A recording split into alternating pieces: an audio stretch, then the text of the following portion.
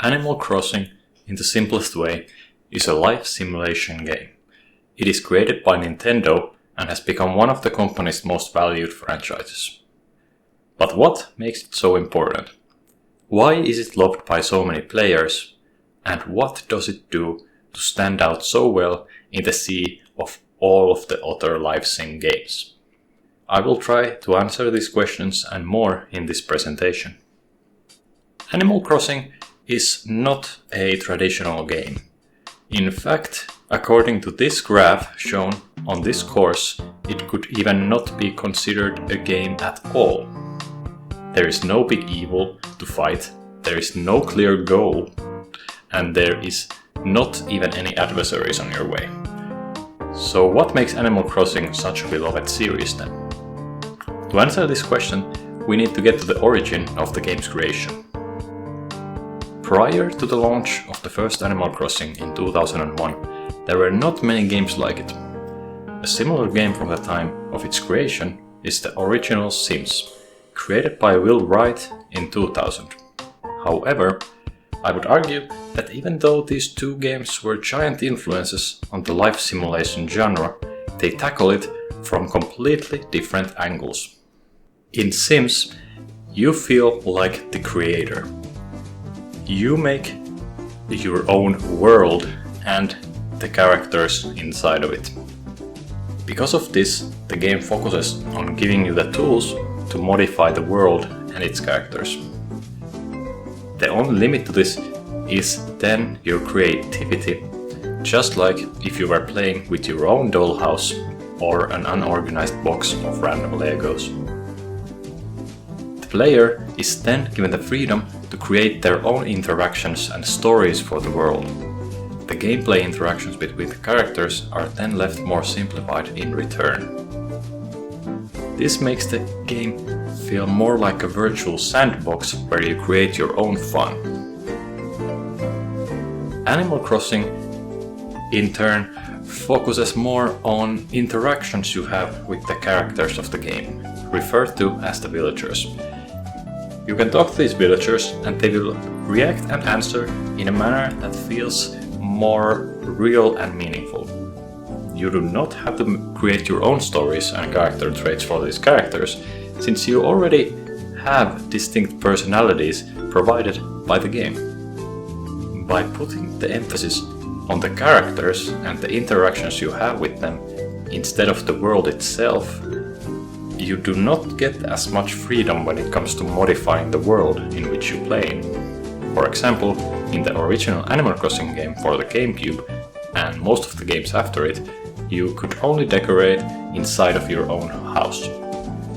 This emphasis on the characters gives the world a feeling of liveliness instead of having to create your own world and the stories within it.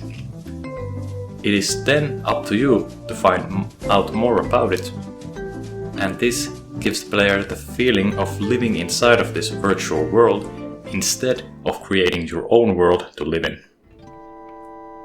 The creator of the original game was a man named Katsuya Eguchi. When starting to work at Nintendo in 1986 as a designer, he had to move a long way from his home, which was in Chiba Prefecture of Tokyo. This move would make him miss his friends and family and home. This feeling of longing is what inspired him to create the original Animal Crossing. When recalling moving to work at Nintendo, Katsuya had this to say: "When I moved there, I left my family and friends behind. In doing so, I realized that being close to them, being able to spend time with them, talk to them, play with them, was such a great important thing. I wondered for a long time if there would be a way to recreate that feeling. And that was the impetus behind the original Animal Crossing." So how did they manage to create a hugely successful game franchise out of the feelings of belonging and community with a game that was originally designed for only one player? In my opinion, the three biggest parts of what makes the game so successful are firstly the characters, secondly the game being very easy to pick up and play, and thirdly the gameplay loop is relaxing and it keeps you coming back each day. The main thing that makes these characters feel interesting is their distinct personalities. Each villager is assigned one of the 8 personality types. This in turn makes the characters feel more distinct from one another. On top of this, the NPC characters like shopkeepers, museum directors and male personnel have their own personalities. These personalities make them stand out and feel alive. On top of having distinct dialogue, the villagers can request the player for help on some of the things they need to get done. This can include, for example, delivering items from one villager to another, or wanting you to fetch them something like a specific fish, a specific bug, or a fruit. This gives you then things to do. And since completing these requests will reward the player with goods and rewards, the game rewards you for interacting with these villagers. The end product of this is that you will start to appreciate and like these characters more and more as you play.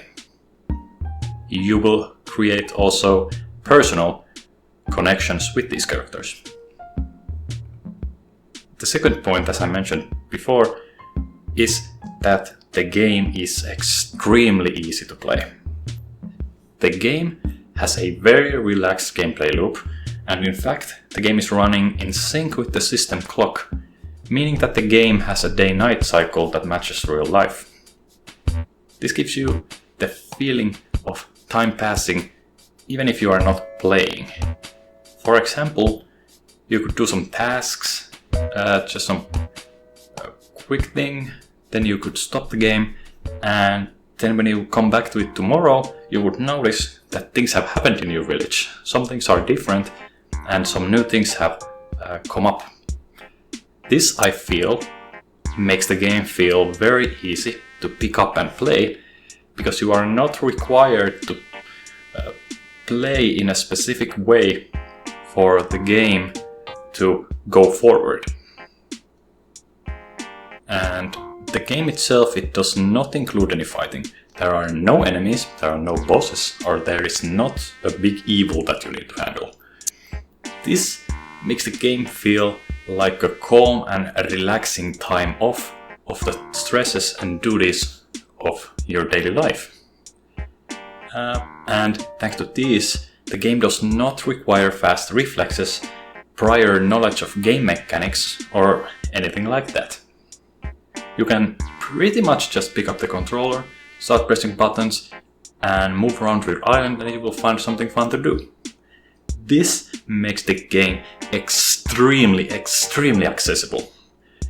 And this accessibility is what was able to capture this huge audience of gamers that might not be playing a lot of video games otherwise, but they were able to capture it because it was nice, fun and relaxing to play.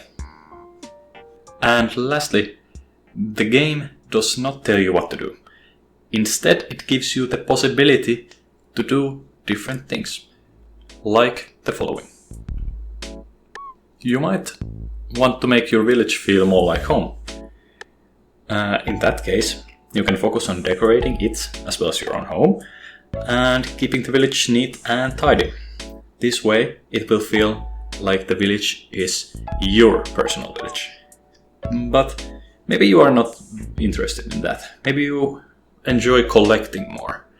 In that case, the game also has a lot of collectibles. Even the first ones have a lot. Like fish, bugs and fossils. Things you can collect, you can then give to the museum, and you will see the museum grow pretty much right when you give them the collectibles. This gives you an instant feedback loop of collecting and seeing your collections. And like I previously said, you can also get to know the characters. This will reward you with exclusive items exclusive to those characters, and it also rewards you for keeping the villagers happy. There is also time-specific events that you can do that are special experiences and include a lot of special items, exclusive items.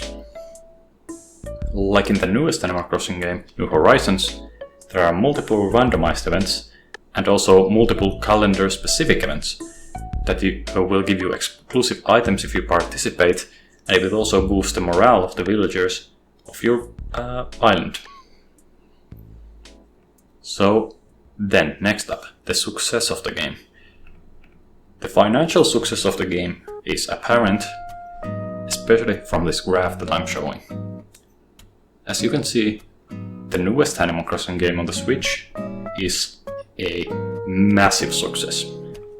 The whole franchise is very successful, don't get me wrong, and it has sold over $4 billion of revenue. These values are, of course, not perfect. They are rough estimates of what I calculated, but as you can see, the newest game has gotten over half of that revenue. So why is that? Well, the newest game came out pretty much perfectly at the time of the start of the coronavirus. So everyone was at home, and some people were a little bit stressed as well. And then this game can come out that you can play with your friends and you can have all of this fun stuff and get out of that boring and stressful life for just a moment to have fun and pay taxes to a raccoon. That is what sold so many units. The timing and the soul that the game has were a perfect fit. And then, the inspiration in other games. Animal Crossing has had a huge impact on the game industry, especially with the latest game New Horizons, like I said earlier. It has broken a lot of records and it has sold a lot of units, and this has caused a lot more of other companies trying to emulate the Animal Crossing series success with their own games. I would say that all of these have been failures, since what makes Animal Crossing special is the heart that is poured into games and the personalities of the characters, like I said earlier. And this you cannot do by just forcing it by putting a lot of money to a project. There have been so many lackluster, bland games from companies that do not understand what makes Animal Crossing special, and that's because then the project fail. There are also some successful ones, for example, Call of the Lamb. The game is a twist on the genre by providing many of the same elements of Animal Crossing, while having a nice dark twist in the theming and art direction of the game. This way, the game feels like a love letter to the series instead of a quick cash grab created by a lifeless board of directors somewhere. And lastly, if I was designing the next Animal Crossing game, what would I do differently? Well, firstly, I would want to see them try a little bit new and unique art style for it. It is very nice looking, the new game, but I would want to see what they could do if they were given more freedom to be a bit more experimental, maybe even with some 2D and 3D assets like in Call of the Lamb. Secondly, I don't think that the game needs more things to do, but I do think that the things that you can do need to be upgraded to have some more depth. I think one of the biggest problems with the newest game is the lack of depth on the things you can do. Collecting things is fun and stuff like that, but the process of collecting something is not very interesting and it gets boring quite quickly. So seeing something like the fishing mechanic from Stardew Valley would be nice. This would make things more interesting to do while not having to create a whole bunch of new activities. This would also refresh the veteran players while keeping the main gameplay look familiar enough with what they already know. And lastly, I would like to see the characters have even more distinction between the personalities. In the original games, the cranky villagers would genuinely just hate you, and they were mean, and it was awesome. So I would like to see that come back, because now that they are not as exaggerated, they feel a little bit samey. So I would like to see more distinction for the characters, since that was such an important part of what I think makes the game such a cool classic. And that is it. Thank you. This has been my presentation on Animal Crossing. Thank you for listening.